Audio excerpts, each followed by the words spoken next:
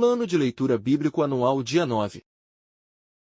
Lucas capítulo 9 do versículo 28 ao 62. Aproximadamente 8 dias depois de dizer essas coisas, Jesus tomou consigo a Pedro, João e Tiago e subiu a um monte para orar. Enquanto orava, a aparência de seu rosto se transformou, e suas roupas ficaram alvas e resplandecentes como o brilho de um relâmpago. Surgiram 2 homens que começaram a conversar com Jesus. Eram Moisés e Elias. Apareceram em glorioso esplendor, e falavam sobre a partida de Jesus, que estava para se cumprir em Jerusalém. Pedro e os seus companheiros estavam dominados pelo sono, acordando subitamente. Viram a glória de Jesus e os 2 homens que estavam com ele. Quando estes estavam se retirando, Pedro disse a Jesus: Mestre, é bom estarmos aqui. Façamos 3 tendas, uma para ti, uma para Moisés e uma para Elias. Ele não sabia o que estava dizendo.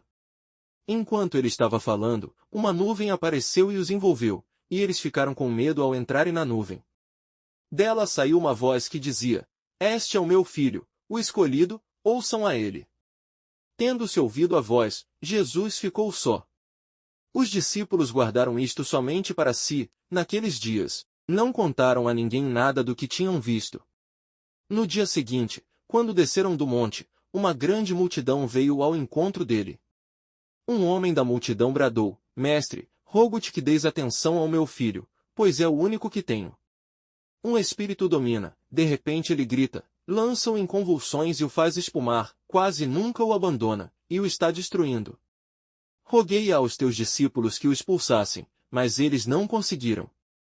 Respondeu Jesus: Ó geração incrédula e perversa, até quando estarei com vocês e terei que suportá-los? Traga-me aqui o seu filho. Quando o menino vinha vindo, o demônio o lançou por terra, em convulsão. Mas Jesus repreendeu o espírito imundo, curou o menino e o entregou de volta a seu pai. E todos ficaram atônitos ante a grandeza de Deus. Estando todos maravilhados com tudo que Jesus fazia, ele disse aos seus discípulos: Ouçam atentamente o que vou lhes dizer: o Filho do Homem será traído e entregue nas mãos dos homens. Mas eles não entendiam o que isso significava, era-lhes encoberto, para que não o entendessem. E tinham receio de perguntar-lhe a respeito dessa palavra. Começou uma discussão entre os discípulos, acerca de qual deles seria o maior. Jesus, conhecendo seus pensamentos, tomou uma criança e a colocou em pé, a seu lado.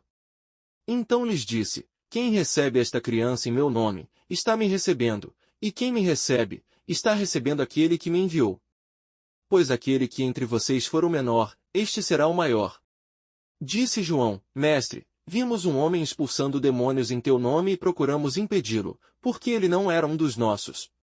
Não o impeçam, disse Jesus, pois quem não é contra vocês, é a favor de vocês. Aproximando-se o tempo em que seria levado ao céu, Jesus partiu resolutamente em direção a Jerusalém. E enviou mensageiros à sua frente. Indo estes, entraram num povoado samaritano para lhe fazer os preparativos, mas o povo dali não o recebeu porque se notava em seu semblante que ele ia para Jerusalém. Ao verem isso, os discípulos Tiago e João perguntaram: Senhor, queres que façamos cair fogo do céu para destruí-los? Mas Jesus, voltando-se, os repreendeu, dizendo: Vocês não sabem de que espécie de espírito são, pois o Filho do Homem não veio para destruir a vida dos homens, mas para salvá-los, e foram para outro povoado. Quando andavam pelo caminho, um homem lhe disse: Eu te seguirei por onde quer que fores. Jesus respondeu: As raposas têm suas tocas e as aves do céu têm seus ninhos, mas o Filho do Homem não tem onde repousar a cabeça. A outro disse: Siga-me. Mas o homem respondeu: Senhor, deixa-me ir primeiro sepultar meu pai. Jesus lhe disse: Deixe que os mortos sepultem os seus próprios mortos, você, porém, vai e proclame o reino de Deus. Ainda outro disse: Vou seguir-te, Senhor, mas deixa-me primeiro voltar e me despedir da minha família. Jesus respondeu: Ninguém que ponha sobrescrito 2 mãos no arado e olha para trás é apto para o reino de Deus. Gênesis capítulo 16. Ora, Sarai, mulher de Abrão, não lhe dera nenhum filho. Como tinha uma serva egípcia, chamada Agar, disse Abrão: Já que o Senhor me impediu de ter filhos, possua a minha serva, talvez eu possa formar família por meio dela. Abrão atendeu à proposta de Sarai. Quando isso aconteceu já fazia 10 anos que Abrão, seu marido, vivia em Canaã. Foi nessa ocasião que Sarai, sua mulher, entregou sua serva egípcia Agar a Abrão. Ele possuiu Agar, e ela engravidou. Quando se viu grávida, começou a olhar com desprezo para sua senhora. Então Sarai disse a Abrão: caia sobre você a afronta que venho sofrendo. Coloquei minha serva em seus braços, e agora que ela sabe que engravidou, despreza-me. Que o Senhor seja o juiz entre mim e você. Respondeu Abrão a Sarai: sua serva está em suas mãos. Faça com ela o que achar melhor. Então Sarai tanto maltratou Agar que esta acabou fugindo. O anjo do Senhor encontrou Agar perto de uma fonte no deserto, no caminho de Sur, e perguntou-lhe: Agar, serva de Sarai, de onde você vem? Para onde vai? Respondeu ela: estou fugindo de Sarai, a minha senhora. Disse-lhe então o anjo do Senhor: volte a sua senhora e sujeite-se a ela. Disse mais o anjo: multiplicarei tanto os seus descendentes que ninguém os poderá contar.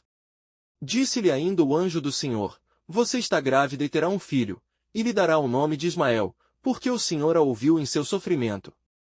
Ele será como jumento selvagem, sua mão será contra todos, e a mão de todos contra ele, e ele viverá em hostilidade contra todos os seus irmãos. Este foi o nome que ela deu ao Senhor que lhe havia falado: tu és o Deus que me vê, pois dissera: teria eu visto aquele que me vê. Por isso o poço, que fica entre Cádiz e Berede, foi chamado Birla-ai-roi. Agar teve um filho de Abrão, e este lhe deu o nome de Ismael. Abrão estava com 86 anos de idade quando Agar lhe deu Ismael. Salmos capítulo 9. Senhor, quero dar-te graças de todo o coração e falar de todas as tuas maravilhas. Em ti quero alegrar-me e exultar, e cantar louvores ao teu nome, ó Altíssimo. Quando os meus inimigos contigo se defrontam, tropeçam e são destruídos. Pois defendeste o meu direito e a minha causa, em teu trono te assentaste, julgando com justiça. Repreendeste as nações e destruíste os ímpios, para todo sempre apagaste o nome deles. O inimigo foi totalmente arrasado, para sempre, desarraigaste as suas cidades, já não há quem delas se lembre. O Senhor reina para sempre, estabeleceu o seu trono para julgar. Ele mesmo julga o mundo com justiça, governa os povos com retidão. O Senhor é refúgio para os oprimidos, uma torre segura na hora da adversidade. Os que conhecem o teu nome confiam em ti, pois tu, Senhor, jamais abandonas os que te buscam. Cantem louvores ao Senhor, que reina em Sião, proclamem entre as nações os seus feitos. Aquele que pede contas do sangue derramado não esquece, ele não ignora o clamor dos oprimidos. Misericórdia, Senhor. Vê o sofrimento que me causam os que me odeiam. Salva-me das portas da morte, para que, junto às portas da cidade de Sião, eu cante louvores a ti e ali exulte em tua salvação. Caíram as nações na cova que abriram, os seus pés ficaram presos no laço que esconderam. O Senhor é conhecido pela justiça que executa, os ímpios caem em suas próprias armadilhas. Interlúdio. Pausa. Voltem os ímpios ao pó, todas as nações que se esquecem de Deus. Mas os pobres nunca serão esquecidos, nem se frustrará a esperança dos necessitados. Levanta-te, Senhor. Não permitas que o mortal triunfe. Julgadas sejam as nações na tua presença. Infunde-lhes terror, Senhor, saibam as nações que não passam de seres humanos.